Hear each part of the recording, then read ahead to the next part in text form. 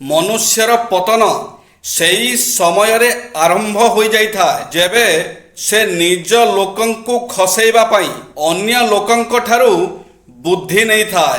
ନିରାଟ ସତ୍ୟ, ଯେଉଁ ମଣିଷ ସମସ୍ତଙ୍କୁ ଖୁସି କରିବା ପାଇଁ ଚେଷ୍ଟା କରିଥାଏ ସେ ହିଁ ଶେଷରେ ଅଧିକ ଦୁଃଖୀ ହୋଇଥାଏ, କାରଣ ତା ଦୁଃଖ ବୁଝିବା ପାଇଁ କେହି ନଥାଏ।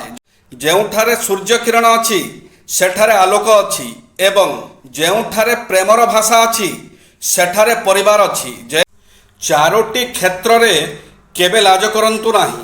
ଏକରେ ହେଲା ପୁରୁଣା ବସ୍ତ୍ର, ଦୁଇରେ ଗରିବ ସାଙ୍ଗ, ତୃତୀୟରେ ହେଲା ସାଧାରଣ ଜୀବନ ଏବଂ ଚତୁର୍ଥରେ ହେଲା ବୃଦ୍ଧ ପିତାମାତା। ଏହି 6ଟି ଅଭ୍ୟାସ ପିଲାମାନଙ୍କୁ ଶିଖାନ୍ତୁ। ସପ୍ତାହରେ କମ୍ ସେ କମ୍ ଗୋଟିଏ ଥର ପିଲାମାନଙ୍କୁ ମନ୍ଦିର ନିଅନ୍ତୁ। ତିଳକ ଲଗାଇବାର ଅଭ୍ୟାସ କରାନ୍ତୁ। ବିଭିନ୍ନ ଧାର୍ମିକ କଥା ଗୁଡ଼ିକ ଶୁଣାନ୍ତୁ। ଘରେ ପୂଜା କଲାବେଳେ ପିଲାମାନଙ୍କୁ ପାଖରେ ବସାନ୍ତୁ। ଗାୟତ୍ରୀ ମନ୍ତ୍ର ଏବଂ ହନୁମାନ ଚାଲିସା ମୁଖସ୍ଥ କରାନ୍ତୁ। ଜୟ ଶ୍ରୀ ଜଗନ୍ନାଥ।